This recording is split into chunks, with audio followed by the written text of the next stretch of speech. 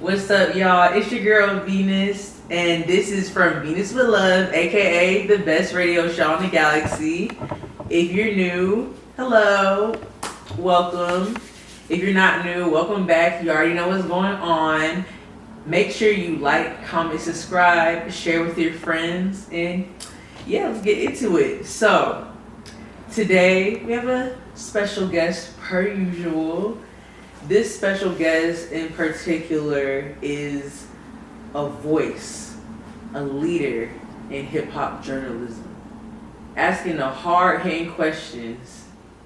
Like he might as well be my OG. Like, you know, like I probably wouldn't be even sitting here doing stuff like this if it's not for like people like him. So, ladies and gentlemen, introducing Manny. Woo! Please. What's going on, man? What's going on? It's your boy Manny Akiio. I'm here with my sister Venus, and you know what I'm saying? I ain't gonna lie, it's a pleasure to be here. I really appreciate that intro. That shit my gosh. It was heartfelt, I can tell. You are a real journalist because that should have been a drop. That be fucking me up that you be saying that. That should have been a drop though. Like, he was like, what's up? What's going on? I'm like, that was real smooth. I was like, make sure to tell people to like, I'm still trying to figure it out. You got it though. That's the thing though. The fact that you want to do it is already the fact that you got it. Yeah. That's literally it. I just really wanted to, it was kind of selfish the reason I started this. Like, I wanted to get my shit off, talk my shit, crack my jokes. But then I also wanted to like give the people a voice. And not just people who like, they already do interviews, but everybody's asking about like, the music or the entertainment part. I'm like, we're people at the end of the day, like the human side, the side that like doesn't really get shown in like the typical interview. So I'm working on it. I wonder how it would have been like if I would have went to school for something like this. Like, did you go to school? I did go to school. You know something crazy? I went to school for mass communications and journalism. Good. So you know. Shout out to Dr. C though, because I dropped that after one semester. Where'd you go? I went to Georgia State. Okay. I went to Georgia State Perimeter, actually. Real east side shit. Like, you know what I mean? But it's right like here off of Memorial Drive. Right off there, I Perimeter. Like, is that Perimeter? Perimeter? No, it's not Perimeter. No, it's not. The name of the That. school It's Perimeter. I'm like, damn, what's the name of that street? I don't know it right now. Yeah. Right around the corner I from Southwest DeKalb. yeah. I mean, from South DeKalb. Y'all know what I'm talking about. I know what you're talking about. Absolutely. But I went to journalism. I mean, fuck. I went to school for journalism, mass communications, only because I grew up like watching YouTubers and shit like that. Like actually, man, you ain't gonna know them. No, I was like, just say it. Bro, I don't even know if I want to say them. Like, bro, just say them. I'm not gonna say them because nobody's gonna know who they are, and I don't want to look like the nigga. Like when they do know who they is, I'm like, bro, you was watching that shit. I was watching that shit. Like, bro, if it makes you feel better, I literally thought I was gonna be, and I should have. I had so many good ideas, and I'm like, they taking off now. I literally thought I was gonna be one of those people who like game on YouTube and just talk shit. Oh damn, like PewDiePie. Less white, but I literally used to watch people like, okay, so I used to play Call of Duty. Yeah. I used to get stuck at some part, so I was like, bro, how did they? So you used to watch the demo on how to Bryce that for God of War. Oh God, it was this one guy. His name was like Modern War Negro. He was so funny, bruh. Bro, you know who I'm talking about? You know who I'm talking about? Modern War Negro. Bro, I literally thought that I was going to be doing that, but like playing Super Mario or Mario Kart or Mario Sunshine, just different games. Yeah. Like, cause he would get on there and he would say anything. That's what all the stream gamer niggas do. But back then though, there was no girls doing it, so I'm like, I thought I was gonna be doing that, and it was like, white girls though. Yeah. Like, what was that one girl? Justine. Justine. That she do like electronic content and shit like that, right? Oh wow, she does. After a while, I was in that YouTube shit. The only YouTubers I like still kind of pay attention to is Aaliyah J, Jackie, Ayana. Her name isn't Ayana anymore, but it's something. The twins, Alyssa and Arnell. It was this one girl. Her name was Michelle Fawn, and I had randomly checked on her one day, and it was like, yeah, I got sued for using like copyrighted music on my YouTube videos. Damn. I'm like, damn, bro, I didn't know that like that could catch up to you. See, the shit I was really watching, since y'all knows and y'all really want to know. It was like I was watching the PewDiePie shit. I was watching. PewDiePie was so loud and bro, white. But I thought that shit was so cool because I'm like, he was the latest nigga. I was watching the PewDiePie shit. You was watching Shane Justin. Who? You was watching Shane Justin. Who was that? He another white boy. He used to do skits. No, I won't. No, I know who you talking about. I know who you talking about. I did was low key used to watch his shit. He used to have like black people in his shit. Yeah, I know who you talking about. I used to watch his shit a little bit. It was like everybody though. It was a nigga named Tyler Oakley who was going crazy on that shit. I was fucking with his shit a little bit. And it was like the UK YouTubers and all them. They was all going crazy.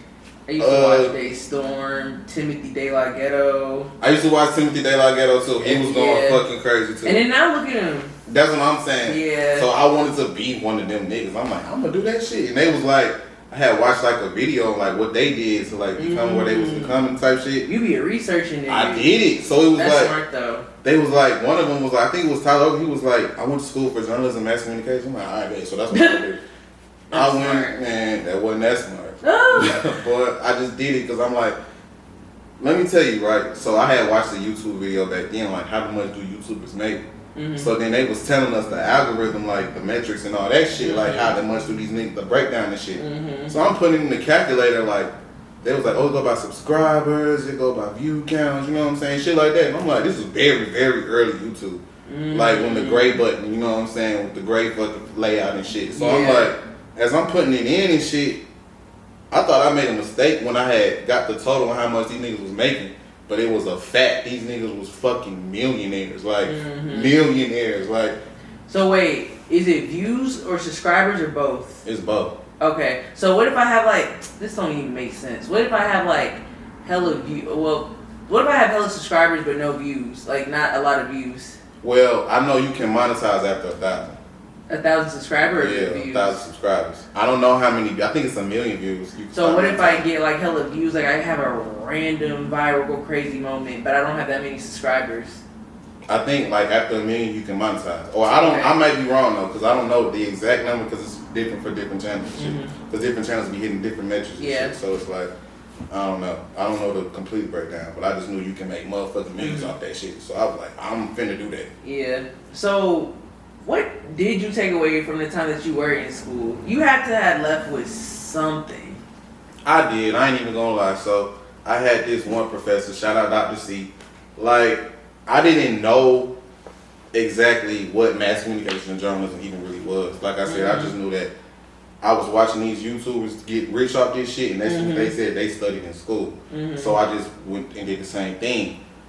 But as I'm going through school and like seeing everything these people is talking about and breaking down, I was always a class clown. I'm not gonna lie. Through motherfucking K through motherfucking college. You feel me? So it was like I'm in journalism class, English class to be exact, and I'm just class clowning per usual, making a whole class laugh. But this is college though, and this is Georgia's perimeter. You know what I mean? I didn't know, bro. I didn't know. So it's like, these is grown ass people, like people from like 40, 50 down to like 20, 21, you know what I mean? Like we all just in the classroom, and I'm just talking shit, just making the whole class hee-hee-ha-ha.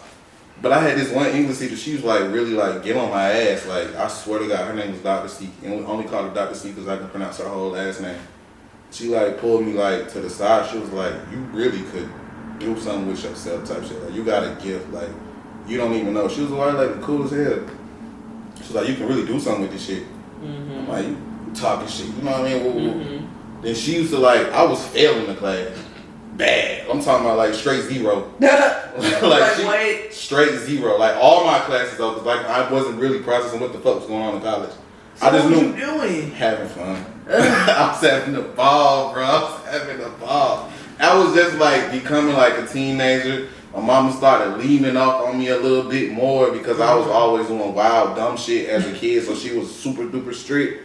So it was like, this was like freedom type shit, like young adult freedom. But she used to like pull me like to the side and like, look, you failed this motherfucking essay type shit. Like, what I want you to do is you're gonna come to my office, not the classroom. You're gonna come to the office. You're gonna rewrite it, and I'm gonna give you some credit towards it. So I do that shit all the time. I would mind you, this was every essay at this point. I passed every one of them motherfucking essays. I swear to God. And she was telling me, she was only giving me partial credit. She was telling me like, you could have got an A if you just really did this on time. You could have got an A if you did this on time. You could have got an A if you did this on time. Like she was telling me like, you're fucking up, but you can really do something with your life. Like, like I ain't know, I didn't process it. Like, but now that I'm grown and seeing like everything, like the fundamentals of college, like what I was learning and picking up from then, and how it applies to life now, what I ended up doing with my, you know what I'm saying, career. She went line, and I'm like, I appreciate that. We need more doctors and professors like Dr. C, man. So fast forward, you using your degree a little bit and Off the Porch. So how did you get into doing that? I can't even count. I ain't getting no degree. Like I said, I was only in college for like 3 months. Well, swear to God. You using your knowledge. Using my knowledge. Use the knowledge from college. There we go. We use the knowledge from college. To get to Off the Porch. For sure. So what happened was, I had to start taking a liking to like what was going on in the blogging era. Like we was like at the tail end of the blogging era, like 2014, 2016, 2015, 2018, like up there. That little last little bit of the era. So I just got inspired and just like random one day just went on like Blogger and made a whole ass blog. Oh. And then I was going to like all the shows in Atlanta, just pulling out my motherfucking phone and just recording the shows and just giving my little details about like, y'all, this is what happened last night. Like that's nice. every five show. I remember Gucci, not even Gucci, Spotify had through like I think they first rapped like concert down here in the city, and it was Gucci headlining it, but it was Gucci, Mike Will, Maiden and Friends. Like them niggas was bringing out everybody. This was like what Gucci had brought out like Mike Will brought out Trouble. Mike Will brought out Black. Mike Will brought out somebody else. Long Live School. But Gucci had brought out every fucking body. I'm talking about early Playboy Cardi. He brought out early Key. He brought out every fuck, like it was everything. And I'm just there soaking it up. Like Mike Will brought out Ray Shrummer too. Like it was crazy. It was just, this what the fuck going on? Like damn. That's why I was trying to like showcase what the city was doing at the time, because it was like everybody was still talking about New York and LA and going to all them other shows. This was like the noisy Atlanta area. This was like right at the like, you know what I mean? So it was like y'all don't know what the fuck going on in the city for real. Like me and everybody partaking in the ATL whole chant and shit. You know what I mean? Like that was like cultural ritual. Like you ain't scream that shit, you didn't believe me. You know what I mean? So it was just like continuously doing that, to the point where I ended up getting a job at the Tabernacle. So I ended up working at the motherfucking What'd you do? Bro. I don't know. I promise to God. I was supposed to be clocking in, that's what you are. That's all I was doing, clocking in and clocking out. So what I was doing was I was supposed to be like a section, like watching over the sections, you know what I mean? Like in the venue and shit. They'll station you in like different places. They got this shit marked off like, okay, we need security here. Not even necessarily security, just event staff. That's what they call it. Event staff here, event staff there.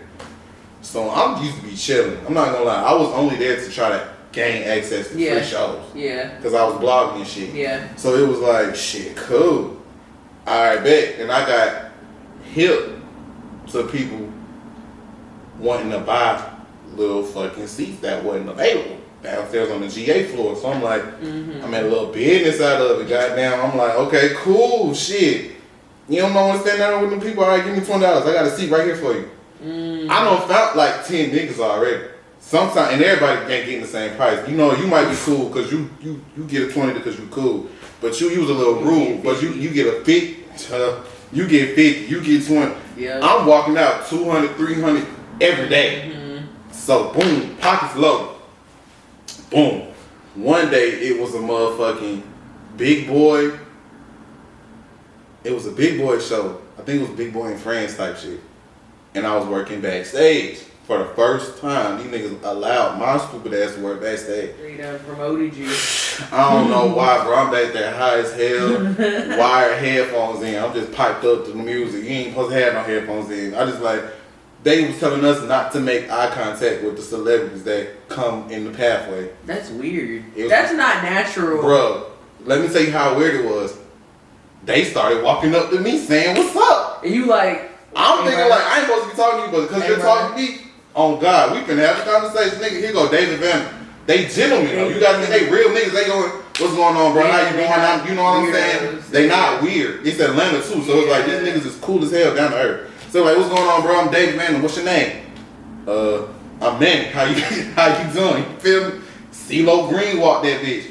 What's going on? I'm CeeLo. How you doing? Shit. How you doing? You know what I'm saying? Woo woo. They just, you know what I mean? Then my OG and Aaron walked through the back. They had on their DGB gear. Mm-hmm. I'm like, oh shit, it's the niggas from Dirty Love. Now look, I'm in this separate part. You not even the part these niggas was walking up saying what's up was like over there. Yeah. Hayes and Aaron walked up to where I was at. I'm like, oh shit, I'm fired today. Mm-hmm. But I'm like, shit, fuck it, these niggas cool. Yeah. They showing love. I'm fucking these boys, right? So it was like, Hayes was like, what's going on, man? Woo, woo, woo. I'm like, man, I fuck with y'all, but I don't fuck with y'all. Just talking shit, you know, just like little icebreaker. They like, what the hell?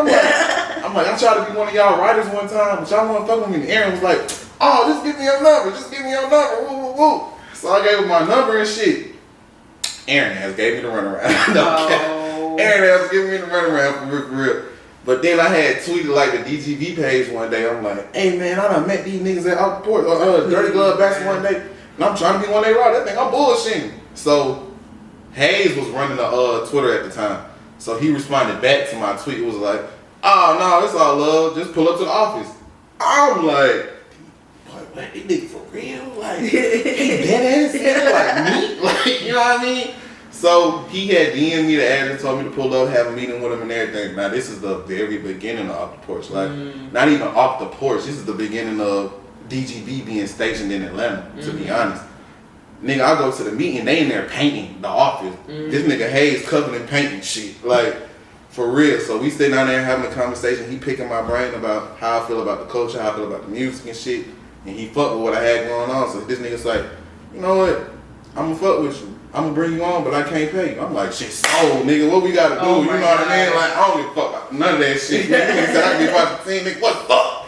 So ever since then, it was just straight up. That was just family over everybody. Oh.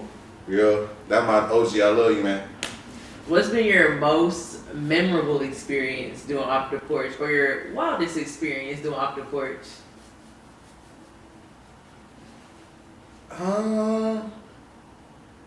See, I ain't gonna lie. DGB full of real niggas. So it's like, the bullshit that we go through, nobody would know. Because we don't put it out there. We don't try to capitalize off of it. We'll edit it out. Oh, that's straight real. up. That's real. Straight up. Like, so like, you ain't never been tried during the interview and they kept it or something like that? Hell no. Nah. But what happened was, a nigga was like, so because Off The Porch is like an open platform to the streets, to the community type shit, you get clown niggas. You feel me? So one time I would say a nigga had like came was trying to do like the antics, clout chasing shit, you know, cause like platform lit at this time. Niggas done, you know what I'm saying, did what they had to do to make this sure this shit was sustained in the streets in the city. So it was already lit. So this nigga came and tried to do like some antic clown shit, and I wasn't hip. But like him and his manager kind of was, so they was like kind of trolling me, but I didn't know. So he was like saying some dumb shit, and I had said like, "Bro, what the fuck is you doing?"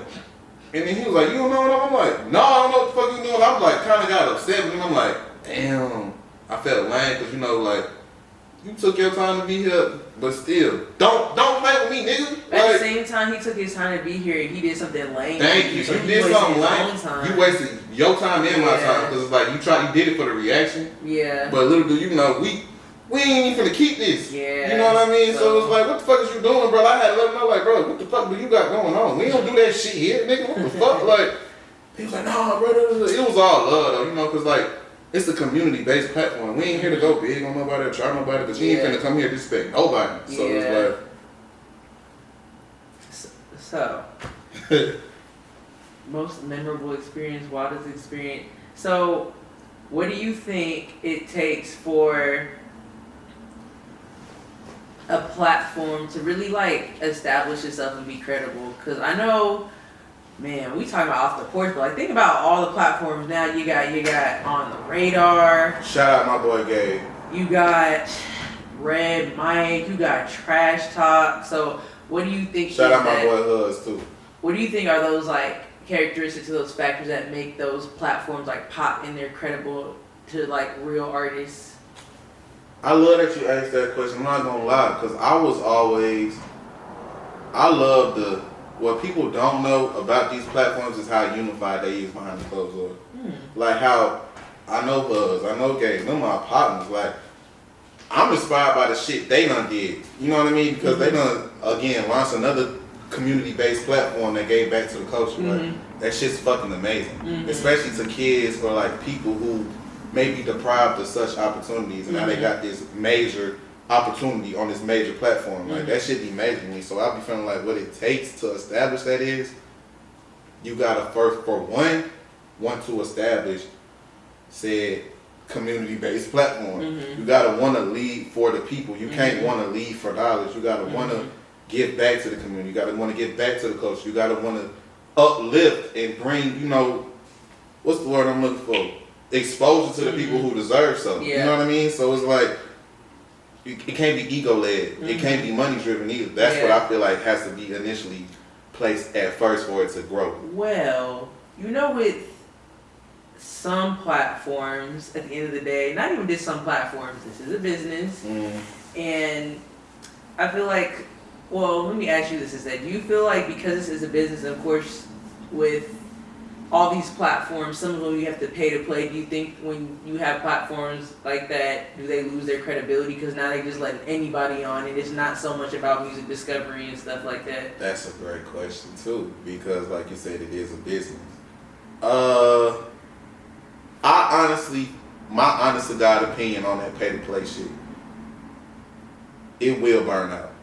It will burn out. It is a business, but it will burn out quick. So I feel like because it is a business, grow it, establish it, then transition. Yeah, I feel like that's a thing that like a lot of people are like missing when it comes to like growing their business. Like you do have to pivot. Like once you reach something, you can't, at a certain point, you can't keep doing it. Your brand getting too big. Speaking of doing things different, there are a lot of sentiments when it comes to the live performance platforms. I feel like it's a new one every day.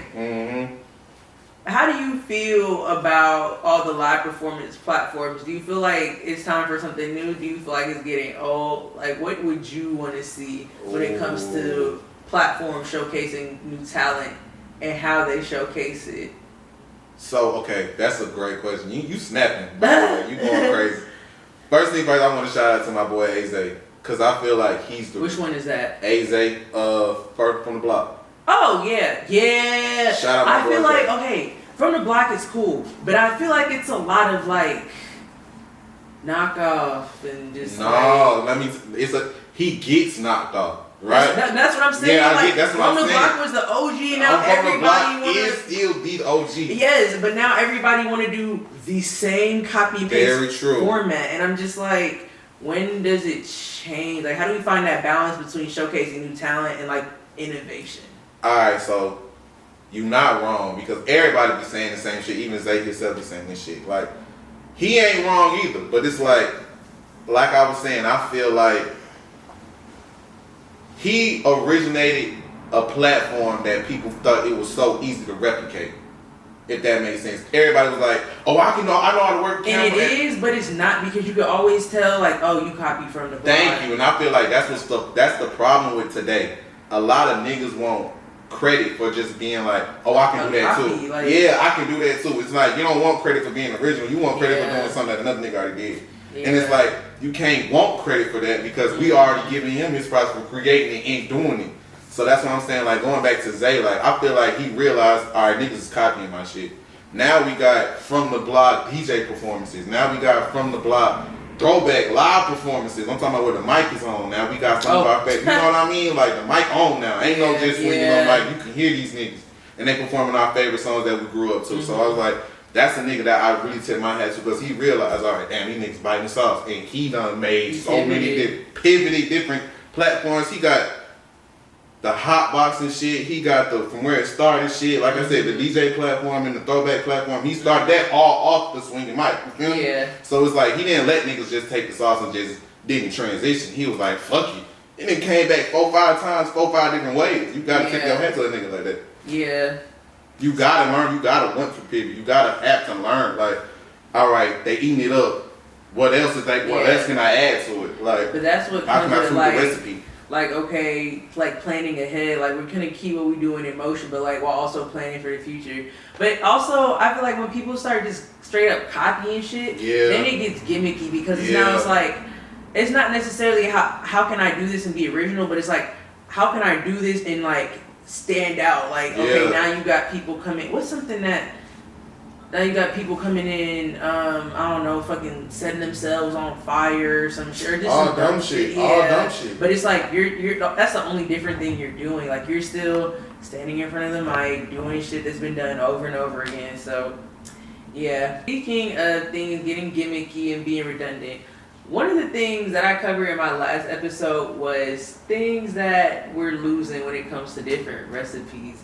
And one of those things I feel like not even just in music, but as a society, like originality is lost. Amen. Everybody look the same. Bitches are getting the same surgeries. They're doing the makeup the same. Fucking the same nigga wearing the same clothes the same exact way. Shit, lips are the same size. So, what are some things that you personally think that, as a society, we're losing? Like, what are some recipes that we lost along the way?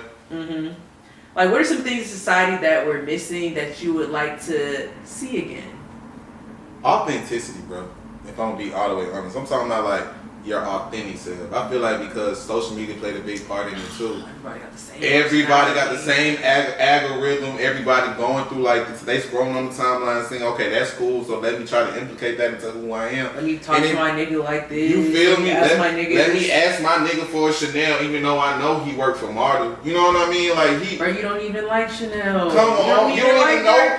You don't even know the history behind. You don't know the brand history behind. Bro, you ain't even been in Lennox. I'm trying. Barely been in Phipps. But you're barely paying for your parking at Perimeter. Bruh. Please don't get me started. I don't know why we paying for parking at Perimeter anyway. Bro, apparently it's at Cumberland too. At Cumberland? Yes. Nah. I went to Perimeter the other day after like not going for years, and I was so upset. Granted, it only ended up being $2, but I'm a woman. It don't matter I'm though. a woman of principle. Why are we paying for parking at a place we're finna go shop at? That's like paying to park at McDonald's. That's like paying to park at like Longhorn. If who finna pay to park at Longhorn, bro? Park at Longhorn. I would literally set that bitch. That don't make a lick of sense. Like I'm finna go. You know what I'm saying? I remember I caught myself trying to call the Hoop Girls, bruh.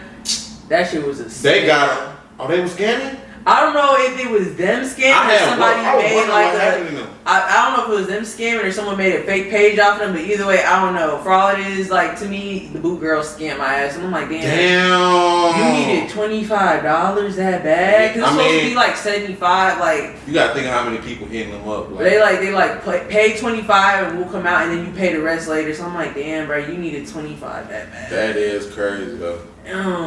But I ain't gonna lie, I ain't gonna lie, that is some corny nigga shit though. Cause it's like the fake page shit, that's another hustle for these niggas.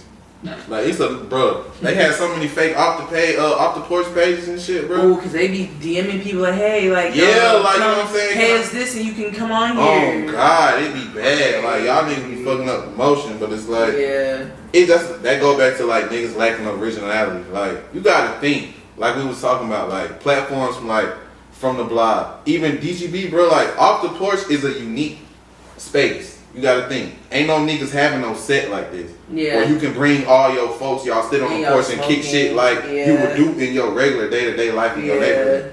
That's relatable to the people, so that's why that shit was able to grow. From the block was kind of the same way. Like, all right, we finna drop a mic in the hood, everybody who from here, everybody who know what this is, they gonna represent, they gonna, you know what I'm saying, relate to what's going on wherever I'm at. So it was just like on the radar. Nigga, I'm coming to this shit, displaying my talent behind this green wall, right here, right now, with Dave from the radio. You feel me? Like, not playing. So it's just like, niggas gotta give credit to where credit is due. That's why y'all can't fuck with these platforms. Trash Magazine. As simple as they set up do be. Like, you know what I'm saying? They just going yellow trash bucket, pulling out, answering questions. You ain't seen no platform that show personality as much as that does, though, either, though. And that's what I'm trying to do, show personality besides, like, the music stuff. Right. That shit's so simple. They just sit and answer questions out of yellow bucket. Shout out my nigga Hoods. Like, that shit's fucking genius, though. Mm-hmm. But it's still original content because nobody was fucking doing it. So it's like, niggas gotta give credit to where the credit is due. These niggas really built some shit and they standing on it and they going crazy with it.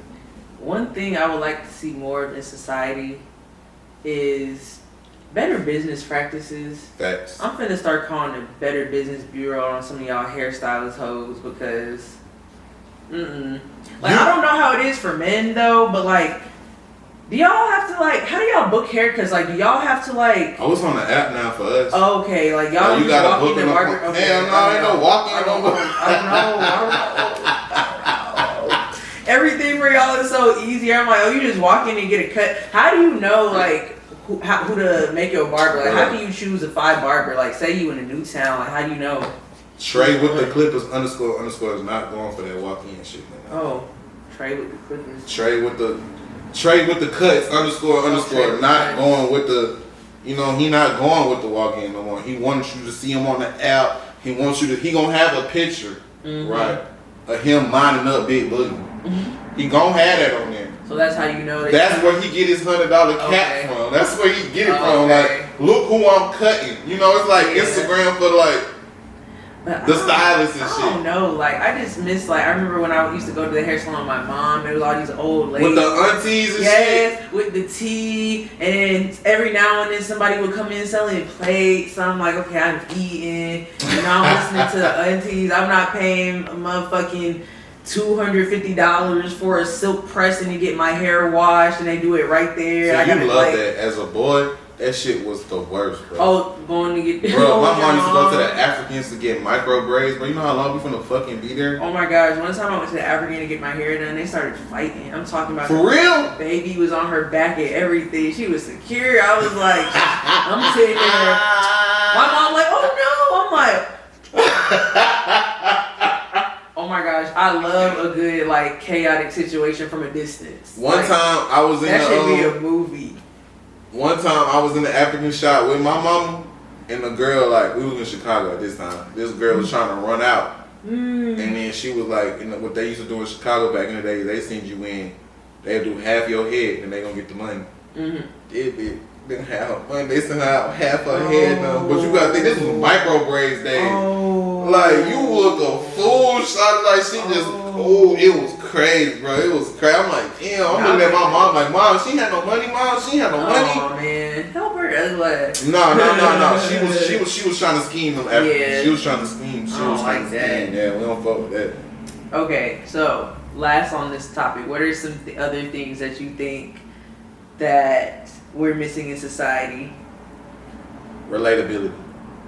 Relatability, I feel like, is a lost art, but it's slowly but surely coming back. It's a trend. That's why so weird how being relatable is a trend. Right. Now. That's why it's scary for a lot of niggas now too. That's why it's scary for y'all niggas, because y'all niggas have built this facade ass personality. Now it's time when you niggas see y'all in person, y'all can't be that same person because it was never real. Yeah, it was never you. So now it's a beautiful thing when like a fan can go meet their artist and they the same person that they, you know what I'm saying, playing in their headphones, and it's like the same experience they get when they listen to this artist. That is an immaculate feeling. I know that's an immaculate feeling for you as a DJ. Yeah. You know what I mean? Do you think, like, you know how this fuck the streets movement is a thing? Do you think, like, the street shit kind of, like, killed that? And now, like, because people, I don't actually know if this, we're going to see how this movement goes. But do you think that now niggas is kind of, like, realizing, like, that shit ain't it? It'll help with, like, more relatability in rap music? Yeah. Cause not everybody like who listen to rap, like, you know, slang drugs and shit. Right. What I will say about, they call it Save the Streets. My boy say you say it wrong. It's Save the Streets, right? Save the Streets, okay. So what I will say about the Save the Streets movement, any nigga that was really, I'm talking about like really was in the streets, done did it all, been through it all. I'm talking about, you know what I mean? Like, jail, losses, all type of shit. Any nigga that's really been through it all and he say out his mouth, I'm done with the shit or I'm moving forward for better, that's the most played shit ever, bro. I don't give a fuck what no nigga say, bro. Especially from a nigga that's really from what the fuck you talking about. But I feel like that kind of goes into what we was talking about earlier. Like, once you get to a certain point of business, you gotta pivot. That's growth, though. Yeah. And that's the thing about the streets. A lot of niggas don't get to grow up. So for a nigga who, you know what I'm saying, been through it all and got to, you know what I'm saying, seen the bullshit and want to change his life, give that man his fucking credit, bro. I don't give a fuck what no nigga say. It's a lot of niggas who having opinions on that shit and they never did nothing. Ain't never been through nothing. Yeah. And that's the shit that be kind of pissing me off. I'm like, bro, that shit's the most played shit I ever heard a nigga say out of his mouth, bro. Swear to God. A nigga who really done been through this shit, up and down, highest and lowest points of this shit, said, you know what, let's move better. Let's teach the youth something better. Let's teach the kids something better. You know how that shit finna trickle down, not even from the streets, but the black community? That shit finna do numbers, and it's like, not even do numbers, but it's gonna push people to think more logically. This nigga is dismantling an illogical way of thinking. Yeah. You gotta give him this credit. I don't give a fuck what no nigga say. Every nigga who's saying something against that shit ain't been through some shit, or you benefit off of being a street nigga. Mm-hmm. Be a rich nigga now. Be a good businessman now. You know what I'm saying? Be a good father. Let's, you know what I'm saying? Let's be a good person. That's all bro really saying. Like, we're not glorifying the dumb shit in the streets. Yeah. Any smart nigga with some brains can understand that's what the fuck the man really saying, bro. Yeah. Any nigga going against that shit is a hoe. There are some people who are like committed to ignorance though. That's what I'm saying. That's what makes you dumb. That's what make you a hoe nigga, bro. Yeah. This nigga, he was a hood rich nigga. Now he is a rich citizen. You feel me? Whatever that nigga saying behind that shit, like, we not fucking with that shit no more. We not fucking with it no more. Everybody's talking about some, oh no, y'all was glorifying this. Y'all might, why the fuck would you want them to keep doing it? Yeah. I mean, and then it's niggas who, that's pissing me off too. They was like, oh, I was saying it first. Why the fuck do that matter? If a nigga saying it now, he's agreeing with you. So just align yourself with what the fuck going on. You know what I mean? Like, it's only dumb niggas who want to continue to glorify dumb shit because they benefit from dumb shit. We ain't being dumb no more. We bossing up. We being smart now. We being logical. Being dumb cost us way too much. Come on now. We being logical now. How could you not fuck with a nigga who teaching the community logical things? Okay, I have a question. Speaking of the streets and shit. Do you ever think we gonna run out of drugs? Like, not weed. Do you ever think people gonna run out of drugs to sell? Like, think about it. Like what's really? Fuck no. Niggas will have to invent some shit. Like, niggas be inventing shit. That's what I'm saying. We could never run out. These niggas gonna be creative. Like, shit, try it. Cause I feel like even like the party drugs and shit. That shit not too like. But you got regular niggas selling that shit. Like. Yeah. But I'm talking about these niggas was burnt out thinking shrooms was a party drug though. Like, these niggas was in the club off shrooms, like tripping balls. I know them niggas, some niggas lost their mind, but. But I'm just like, dang, like, okay, like, is niggas still doing crack? Niggas is still doing crack. Don't let that shit get you. Don't let that shit I'm like, niggas still doing crack, bro. Niggas still doing heroin, like. Niggas like. Heroin is more potent than ever right now. Heroin up. Heroin might, like, I don't know if it's ill as up as it was like a couple years ago. But I'm saying, like. I'm hearing is like, about Fenty. That's all I hear. I'm like, damn, like, what happens when niggas like stop wanting to take that? I don't know. I don't think I want to know because they talking about how deadly this shit is, but it's like. I'm like, will we ever run out of shit to sell? You know what's so crazy though? Or like maybe like I'm like, will selling drugs ever like not be cool? That's what I was getting ready to say. You know what's so crazy though? I hope to God I don't sound ignorant when I say this. I don't blame niggas for selling drugs. But selling drugs now, it's like, bro, it could be your next door white neighbor. But this my thing, right?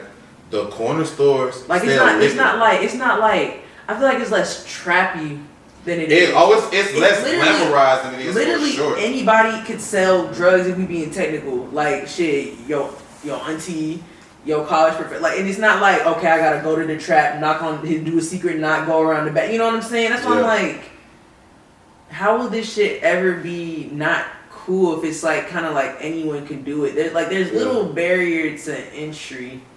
I ain't gonna lie. My partner, real street nigga, the other day was on Instagram saying, you niggas would have never survived back in the $2,500 bowl era. Now you can get a bowl for $800. That is a significant difference. Because, like, the average nigga couldn't scrape up $25, $15, $3,500 for a bowl.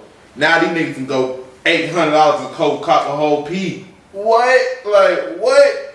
It is a big difference, though. So it's like the entry is how accessible it is now. It depends on certain drugs, though. Certain drugs still cost what they cost. Yeah. Certain drugs, like the weed game is definitely fucked up. The weed game is burnt. I found out what terps were, and I'm like, ooh, I kind of don't want to smoke weed no more. Why are we spraying weed? Like, weed's whole claim to fame was it's natural. Why are we spraying it? Man, look. Talking about it's supposed to look fresh. Like, what the fuck? It do give a little. It's a different high too. You know, that's because you motherfucking like chemically induced the fuck. That like you're getting poisoned, bro. And on top of that, your ass is dying. It's a different high. Niggas smoking Lysol talking about it's a different high. Hell yeah, it's a different high. The fuck, bro. To each his own. I'm not gonna say I'm a terp nigga. I'm not a terp nigga. A lot of niggas like it for the flavor. So you could spray a flavor on there. Like you could spray blueberry Jolly Rancher on weed, and it's gonna taste like blueberry Jolly Rancher. So, but it's like sauce. These be the same niggas. It's like ketchup. It be the same. It's barbecue sauce for weed. These be the same niggas who be like fuck bakes, but you want to spray that bullshit on the weed. You right. Like, You're not wrong. Niggas smoking blueberry Lysol and motherfucking Febreze. I ain't gonna lie, I don't really be fucking with the terps. I be trying to always find the best packs and what I can find. But like, that's so crazy. But I ain't even gonna lie, the game's so fucked up. You don't know what's the terp and what's not no more. That's my point. That makes me like not want to smoke weed. Yeah. You ain't wrong for that. I kind of said I want to stop smoking weed, but I don't know if I want to stop smoking weed. I just want to stop smoking weed every day. That's a good point. Like, you know, I want to smoke weed at my birthday. You know, occasionally. Special occasions. Yes. You know what I mean? You know, moderation. Yeah, show trying to get in my moderation bag. Trying to get in my moderation bag. Okay. One other thing I wanted to talk about. So, when you were doing these interviews, I know you was around a lot of celebrities, girls, guys. Did you have a significant other at the time? No, I wasn't on that. Oh, okay. Because I was always thinking like, you know, in the entertainment industry, we are very likely to run into our celebrity crush. Have you ran into your celebrity crush yet? Never? You ain't ran into some fine shit? I did. The finest shit I ran into, I ain't gonna lie to you, it was Sexy Red. That's interesting. Cause she told, what make her fine though, she down I think Sexy Red is beautiful, but niggas be tripping. They do be tripping. They be tripping and she don't stink. I don't know what the fuck niggas be talking about. That shit anti-black, bro. I'm not gonna lie. Oh God, yeah. Anti-black. Right. Y'all need to quit playing with Nene for real. She do not stink none of that shit. She cool. She down to earth. She was just like, all right, let's ask that question again. I don't know. Like, hold on. I don't know what it is. Nah.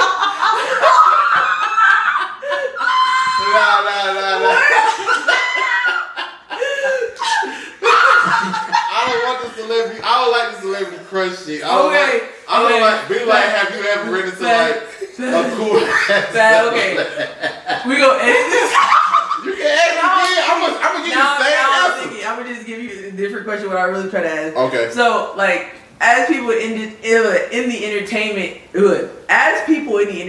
industry, we're more likely to run into like celebrities that we think are fine or have a crush on. You know what I'm saying? So, like, as a man, do you think it's different rules for having a celebrity crush than a girl? Absolutely.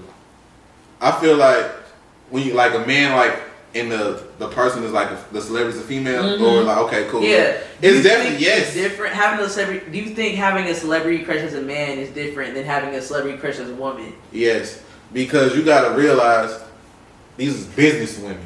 You feel me? I didn't think of it like that. You gotta be respectful of their space and what they presenting at the time. Like, even if they selling sex, you can't act entertained on that. You feel me? Because she's selling. You know what I'm saying? Now she's selling. I get it. She ain't selling it, but she's selling it. You feel me? So it's like she's selling the ambience. So what the fuck is going on? Or she might be selling beauty or something like. It's like whatever she's trying to give to people, you got to be respectful in like obedience to her ambience she's trying to give out. And I feel like a lot of niggas be getting cringe and creepy, getting carried away, getting. You know what I'm saying? They might think they got the sauce to bag such and such and such. Now you done lost the plot. You know what I mean? Because you was there for the work. She might like how you work and goddamn get further business with you. Yeah. But now you trying to shoot your shot. Now she looking at you like a dummy. Yeah. You know what I mean? Versus like a female where the nigga might be a celebrity. Oh, it's free game for y'all.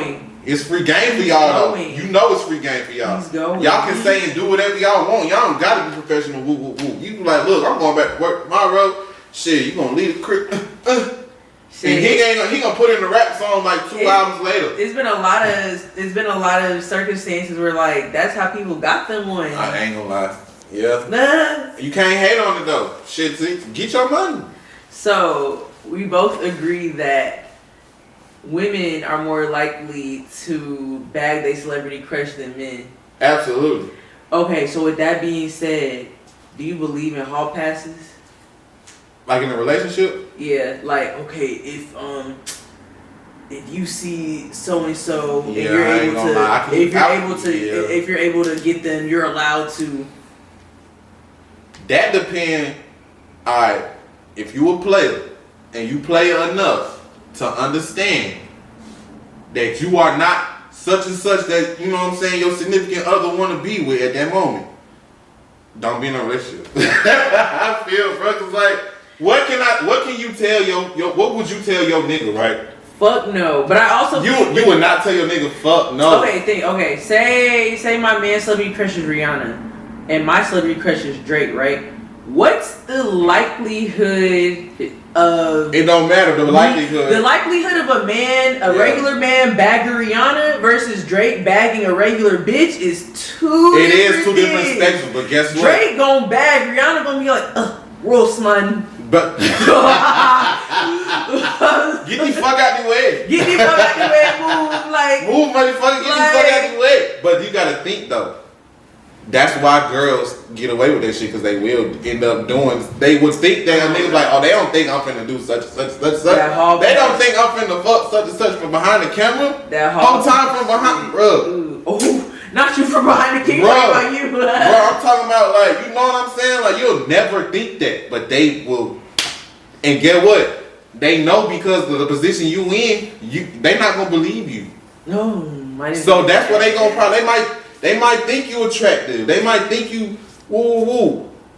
Put it like this: married couples, right? Married couples be cheating like a motherfucker on each other, from what I be seeing. Ooh. So it's like, and they always be the woman be the slick one. She might be, you'll think like a nigga ego might get fucked up thinking she fucking with a nigger. Hold on.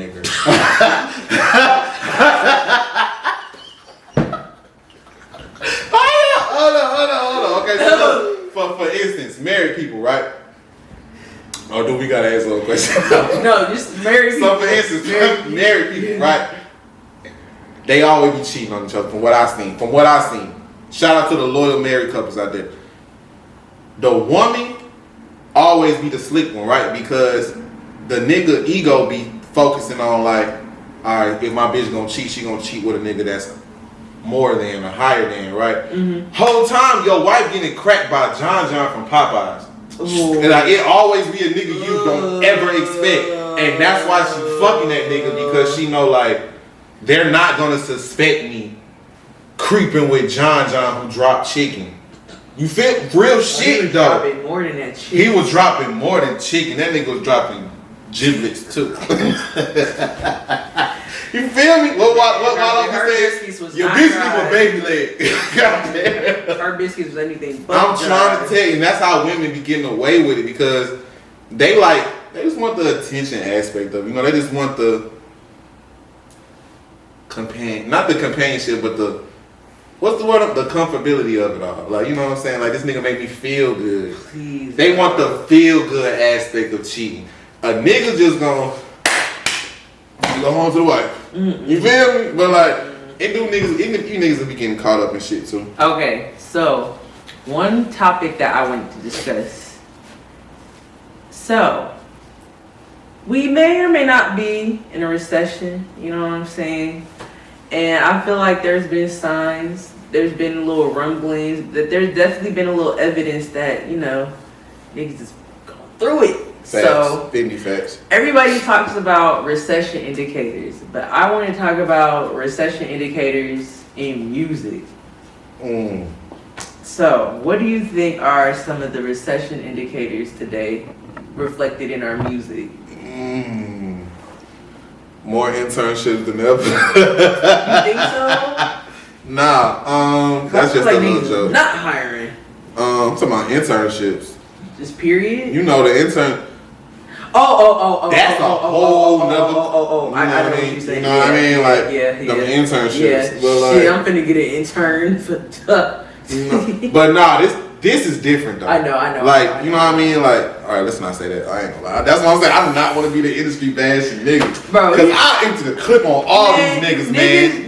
Niggas kind of do need to hear it. That is true. Niggas just don't want to pay, but like are asking for insane amounts of work when they know they have a budget. My thing is, it be niggas who be asking for compensate. It be niggas who be asking for interns who have no way of leading them, or they just really want the free work, and they don't have nothing to offer them or nothing. Like the interning for you has no benefit.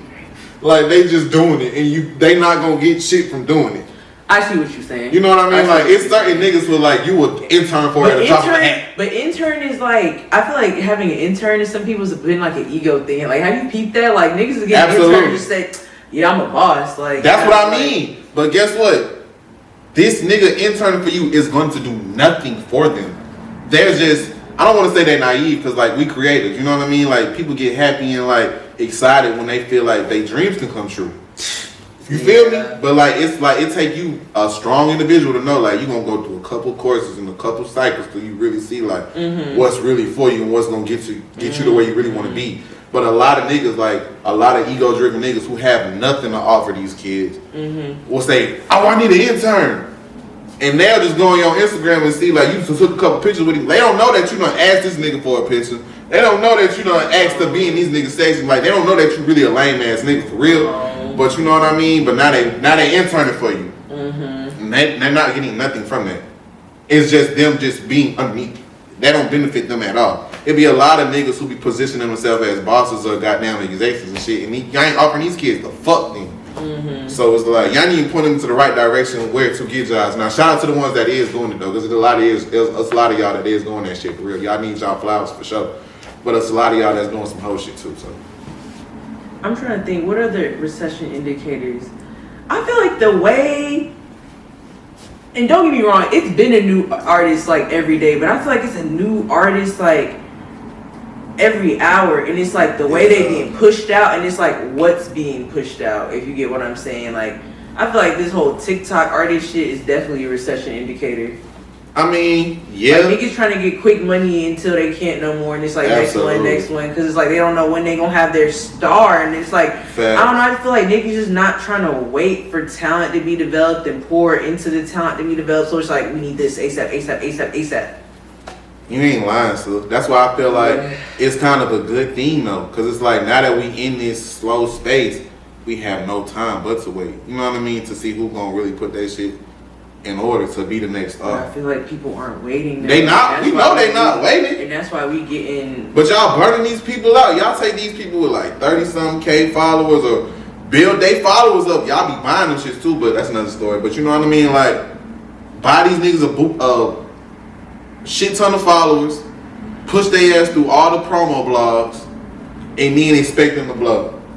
And then when it's time for them to do a show, it's 3 people there. So it's like, it's the same thing going over and over and over. Like people, just take your time. Yeah. Just take your, especially if you like got the resources to really break some shit, and you know there's some real talent there, and you know they willing to put the work in too. Just take your time. That's what we in a take your time phase right now. It don't feel like it. You don't think so? No.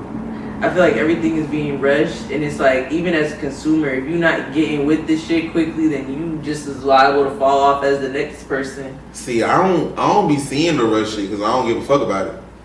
Like I feel like it's hard it's not gonna be here next to week. see the rush shit. Like on a good clip every day.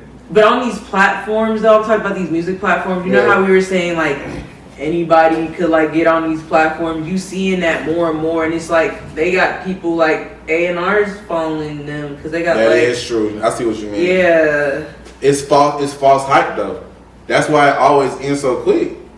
So that's why I ain't gonna lie. I be seeing it like, you know what I'm saying, and it be the fake ass, false ass captions like such and such guy, such and such going so crazy right now, and it be like, you go look on this some bullshit. So I just be like, all right, bet. You know what I mean? Like I don't even be giving it no time of day. Like you gotta think like, okay, so Off The Porch and shit. That's why I gotta give them their flowers every time. We would have to present like, so our OG, my OG, like, hey, what you think about this? And he would dissect they shit. I'm talking about he ain't just going through like your Instagram. Yeah, but that's a lot. Like, yeah, it's a lot of people like, oh, what they think. Oh, they got all these followers. Right, he not doing that. He gonna do this shit sound good. Yeah. It be niggas who had hella followers. Y'all was on some bullshit. They wasn't going. Can't help that. But it was some niggas like, I will say niggas got good taste because it was a lot of shit we would try to push for. Like, put it like this. A lot of interviews, some of my best interviews, they had no followers. But the music was good. And Hayes fucked with it. He was like, all right, we can bring him on. Like, he was fucking with the culture. He was trying to push the shit like, they deserve, you know what I'm saying, this opportunity. That's where niggas got to get into it, though. But at the same time, it took a minute for DGB to build that, though. So where they going to be like, all right, now we can fuck with you. We can fuck with you. We can fuck with you. You know what I'm saying? If you know what I mean? But, like you saying, niggas don't have the patience to wait for that. And that's where y'all be fucking up. I feel like a recession indicator in general is, how do I say this? Everybody is trying to look a certain way because they assume that certain way is how to get them one. Something like aesthetic wise. And I feel like the need to look like I need to get me one has been like drastic. Like everybody is looking a certain way because they like, I need to pull this type of nigga because nigga rent due. I need me some money. I don't know how I'm gonna do it, but I need to depend on a man to do it. And that's why I feel like a lot of women are starting to adapt the same aesthetic because it's like, okay, she look like this and she getting her rent paid. Times is hard. This is the way to go.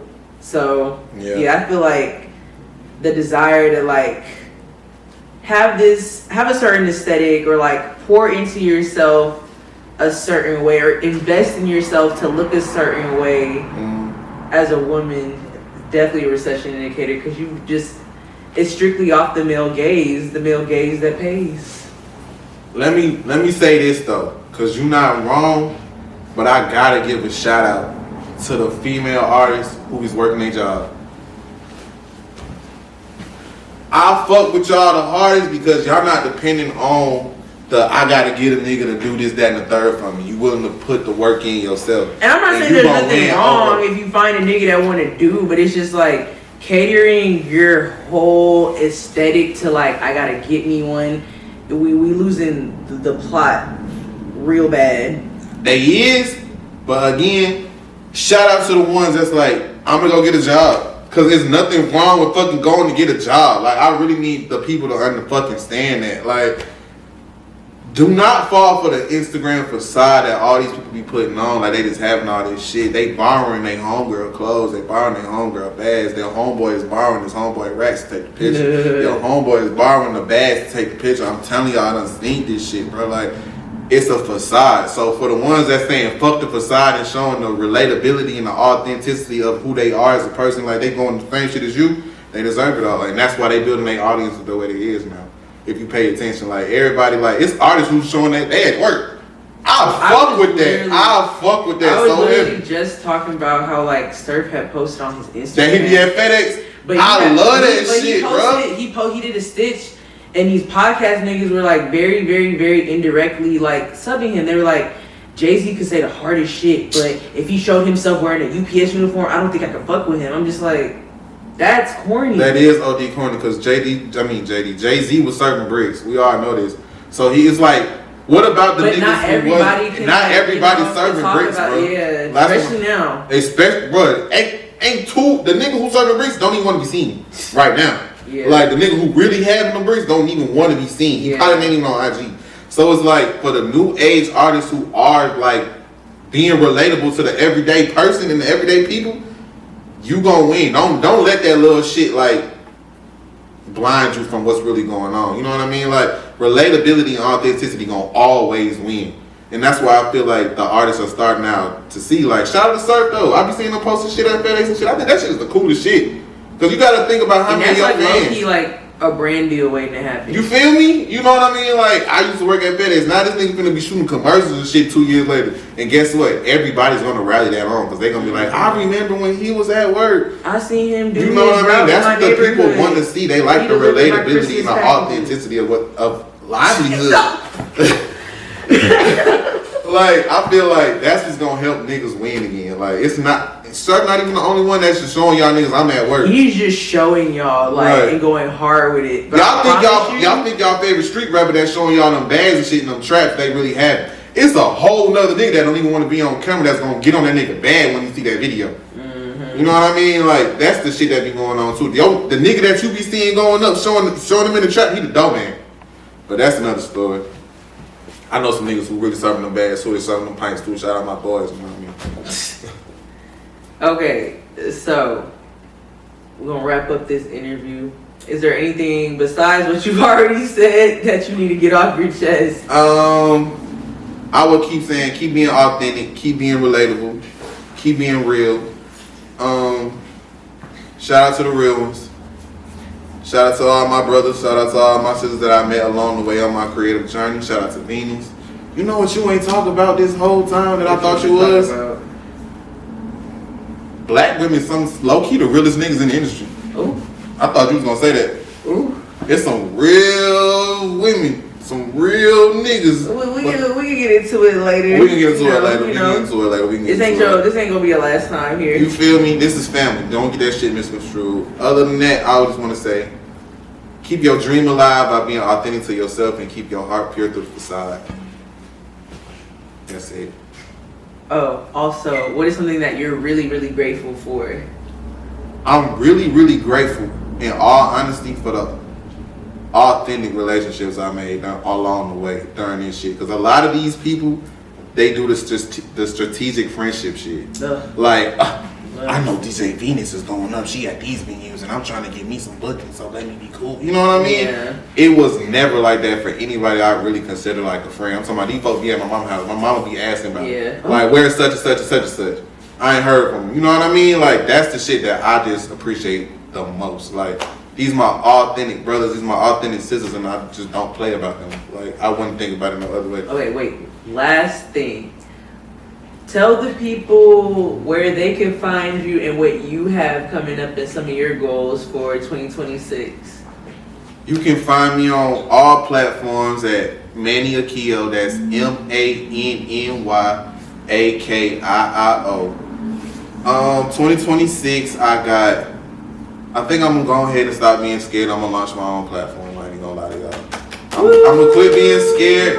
I don't want it to do like how my OGs and shit was doing. I don't want to do like an interview-based platform for real. I think I want to creatively storytell in a different way. I don't know how I want to dive into it, but I got their support too. Like, I be calling my OG like, what you think about this? What you think about that? He be fucking with me and shit. So it's like, I think I'm just quit being scared and just drop my nuts and do it. You should. Yeah. That's what also, I want to just quit being scared and do a whole bunch of other shit. Like, you should. I really want to executive produce some projects, like A&R, some projects. Like, a lot of my homies and shit who I know just rap that ain't getting they shine that they really deserve. I be like sending them beats and shit, or like sending them ideas and shit. And they fuck with a nigga, so I might as well. That's what I be thinking. You feel me? Like, I might as well just go ahead and put everybody in the booth together. But I'm like, damn, I gotta run up them shows to do that because it's gonna be my money. So it's like, I've been thinking about doing that for real. But I think I'm gonna do it. Leveraging your connections too when it comes to studio shit as much as you can. I could. Yeah. I don't like bothering people, bro. Don't think about bothering people though. Yeah. My thing is, like, if anyone hasn't shown you like you're a problem or like asking for a favor has been an issue, just do it. You know? Yeah. I just still don't like bothering niggas. That's that man shit. It is, because I don't like asking niggas for shit. I don't like bothering niggas for shit. And these is rich niggas. You know what I mean? Like, they already established shit, but. Shout out to my one rap homie, I ain't gonna say his name. He be telling me all the time, like, I should be calling his dad, like, bro, call me, bro. Like, what the fuck is you doing? Exactly. Niggas say that though, and I still be like, I'm gonna respect you, bro. You want to go. You want to glow right now. I don't even want to get in the way like Bob doing none of that shit. But it all be love, so I'm just gonna go ahead and just start reciprocating love. That's what I'm on though. But other than that, I ain't doing shit again, fat.